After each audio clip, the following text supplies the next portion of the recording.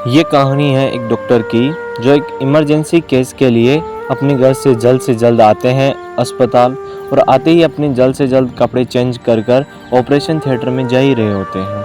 तब वो देखते हैं कि हॉल के अंदर उस लड़के के पिता टेंशन के मारे इधर से उधर घूम रहे होते हैं। अपने मन से सोचते हैं कि पहले मैं ऑपरेशन थिएटर में जाने से पहले इनको कुछ रिलैक्स फील करा दूं, इनको बता दूं कि मैं आ गया हूं और अब आपकी टेंशन लेने की कोई ज़रूरत नहीं है। तो ये बात उस पिता को बताते हैं तो वो पिता भड़क जाते हैं और ये कहते हैं कि सर आप इतने लेट आए हो, आपको पता नहीं है कि मेरा बेटा इतना गंभीर है, इतनी गंभीर हालत में आप आराम से धीरे धीरे लेट आ रहे हो सर। और ये कहते हैं कि आपको अपनी ड्यूटी का एहसास भी है या नहीं है सर आप। तो डॉक्टर साहब मुस्कुराते हुए कहते हैं कि प्लीज़ सर माफ़ कीजिएगा, मैं अस्पताल में उपलब्ध नहीं था और जैसे ही मुझे यहाँ से कॉल आया जितना जल्दी हो सका मैं आ गया हूँ। अब प्लीज़ आप शांत हो जाइए ताकि मैं अपना अच्छे से अच्छे आपके लड़के का इलाज कर पाऊँ। लड़के के पिता कहते हैं कि मैं शांत हो जाऊँ? अगर आपका लड़का होता तो क्या आप शांत हो जाते हैं क्या? इसी जगह आपका बच्चा होता तो क्या आप शांत हो जाते हैं? आप आराम से बैठते हैं क्या? लेकिन डॉक्टर साहब फिर मुस्कुराते कहते हैं कि प्लीज़ आप भगवान से प्रार्थना कीजिए कि आपका लड़का जल्द से जल्द ठीक हो जाए और मैं भी कोशिश करूंगा कि मैं अपना बेटर से बेटर दूं और आपके लड़के की जान बचाऊं। और ये कहते हुए डॉक्टर साहब ऑपरेशन थिएटर में चले जाते हैं और वो लड़के के पिता बड़बड़ाते हुए कहते हैं कि दूसरों को ज्ञान देना बहुत ही ईजी होता है, लेकिन जब खुद पे ये प्रॉब्लम आती है तब पता चलता है।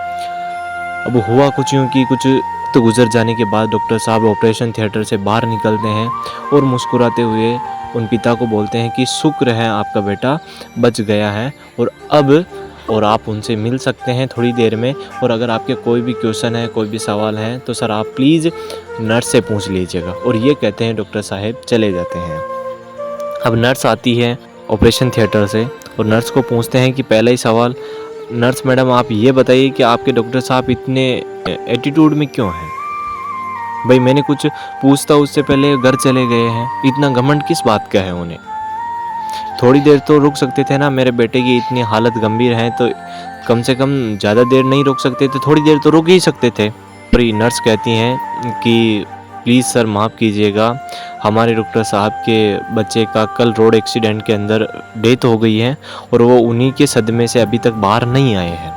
लेकिन जब हमने आपके बच्चे के ऑपरेशन के लिए कॉल किया तुरंत वहाँ से घर से निकल आए हैं आपके बच्चे के ऑपरेशन के लिए, बिना कुछ सोचे समझे जल्द से जल्द वहाँ से आ गए।